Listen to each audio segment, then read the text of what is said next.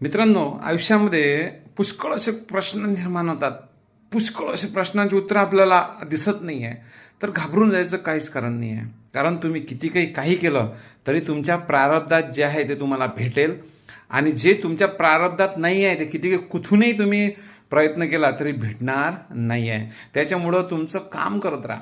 प्रयत्न करत राहणं आपलं काम आहे. पुढं कोणत्या नशिबानं आपल्याला जे भेटलं ते आपल्या प्रारब्धात आहे. जे प्रारब्धात आहे, राजयोग असेल तर राजयोग, गरीब योग असेल तर गरीब योग, ते प्रारब्धात जे लिहिलं आहे ते होणार म्हणजे होणार मित्रांनो. त्याच्यामुळं मला हे मिळत नाही आहे, ते मिळत नाही आहे, ह्या गोष्टीत मी नापास झालो आहे, या गोष्टीत मी असंच कोण, ह्या गोष्टी मी तसंच कोण.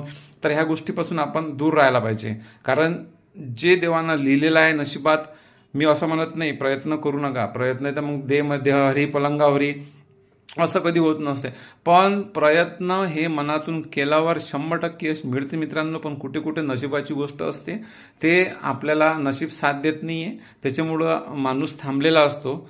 आणि एक लक्षात ठेवायचं, जे मळकं पाणी असते डबक्यातलं ते पाणी एका ठिकाणी असते म्हणून सडते, आणि जे पाणी वाहत असते ते पाण्याला वास कधी लागत नाही. म्हणून कधी थांबण्याचा प्रयत्न करू नका. हळूहळू कासवाच्या चालीनं चला, पण चालत राहा. कारण कासवाच्या शर्यतीनं तुम्हाला माहित आहे, सशाची आणि कासवाची शर्यत, त्यामध्ये ससा हरला होता आणि कासव जिंकला होता. कारण कासवानं सातत्यानं काम केलं, पण हळूहळू केलं, पण सातत्यानं केलं. तर करत राहा मित्रांनो, घाबरायचं नाही आहे. संकट तर येणारच आहे, बरोबर आहे ना. तर त्या गोष्टीपासून दूर राहा, निगेटिव्ह लोकांपासून दूर राहा. आणि आपला किती काही झालं तरी कॉन्फिडन्स लो होऊ नका देऊ. कॉन्फिडन्स खूप महत्त्व असतो मित्रांनो. कारण जीवन हे एकदा आलेलं आहे. त्याच्यामुळं या जीवनामध्ये कॉन्फिडन्स सोबत घेऊनच चालावं लागणार आहे. त्यामुळं घाबरायचं नाही आहे. आपला शेतकरी वर्ग हा खूप घाबरलेला आहे सध्या. तर त्याच्यामुळं त्यांना मोटिवेशन हे खूप महत्त्वाचं आहे.